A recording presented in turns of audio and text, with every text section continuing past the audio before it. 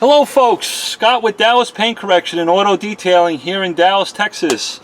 I want to talk about something. I want to do a quick review on 303 Protectant. I guess this is their automotive bottle, or this is their, I guess they're trying to target the automotive industry. There is another 303 aerospace protectant that can be used on cars, boats, planes, all of it, all that fancy stuff. But this one here is very interesting. I've got a panel here that's cleaned on this door, and I want to talk about how often should you be applying some type of protectant to your plastic pieces, your vinyl pieces, your leather pieces. What I love about 303, and it's going to be a big part of this video, if I turn this bottle over, because a lot of people ask me, Scott, whether I'm using 303, McGuire's hyper dressing, whatever dressing or UV protectant you want to put on the car, how often should I be applying it to be effective? Well, 303 kind of raises their dress a little bit, their skirt. If we read the back of this, and they're the only company that I know of that I can think of off the top of my head that actually talks about this. One, they claim it has UV protection. I don't know how much UV protection it has. What's the SPF rating? I don't know. But what they do say right on the bottle, they said to be able to get maximum benefit, you have to use this every 3 to 5 weeks on every surface in your car. Folks, every 3 to 5 weeks, let's just make it easy for ourselves. That's once a month. That's 12 times a year. How often do you think when people clean their cars, or let's say how often, well, first of all, how often do you think people would use some type of protectant inside their car? I am willing to say, in fact, I know it to be true because I've been detailing for too long. Most people will not use this 12 times a year. Maybe they might use it 2 or 3 times a year on all surfaces inside their car. I'm not talking about car enthusiasts. I'm not talking about professional detailers. I'm talking about people in the real world. My next question to you is, if you use this 12 times a year, or you use it 2 or 3 times a year, do we really see any added benefit from the guy who uses it 12 times a year versus the person that might use it 2 or 3 times a year? My answer to that is no. I've been working on cars for far too long. I've seen people who never use a protectant, including me, on the interiors of their cars, and they don't have faded, broken plastic interiors or faded leather. That doesn't mean it doesn't happen. It does happen from time to time.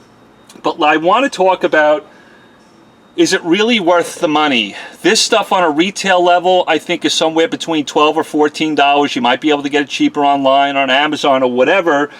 But let's just go ahead and apply some of this stuff to it on this door panel and see how it works. I'm going to spray it to a microfiber towel, and I'm just going to do this one little area here and see what the effect is. I'll spray it. I'll spray the microfiber. I'll go in and just massage it into these plastic pieces. What do I think of it? Well, I think it really does not give you, if you're looking for something that's going to give you a lot of shine and gloss, it's not going to do that, which is great in my world. That's not what I'm looking for. So now I've got some UV protection on that side of the panel. The other thing I'm going to do is I'm going to compare it to Stoner Trim Shine. By the way, 303 Protectant is water-based. So is Stoner Trim Shine, part number 92034.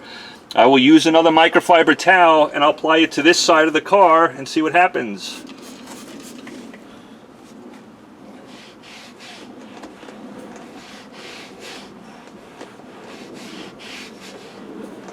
Okay, to be completely honest with you, I look at both those panels, putting it on the same way. I see no difference in physical appearance between the two panels. One's not shinier or glossier than the other. My point is, they don't make a claim. Stoner Trim Shine doesn't make a claim that you should be using this 12 times a year, yet 303 does.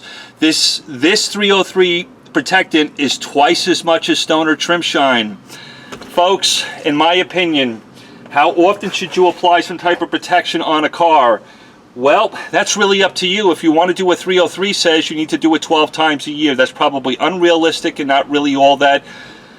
It just doesn't happen in the real world. On my cars, my Lexus, my Navigator, BMWs I've owned in the past, very seldom do I put any type of protectant inside, and my plastics don't break down or fade over time.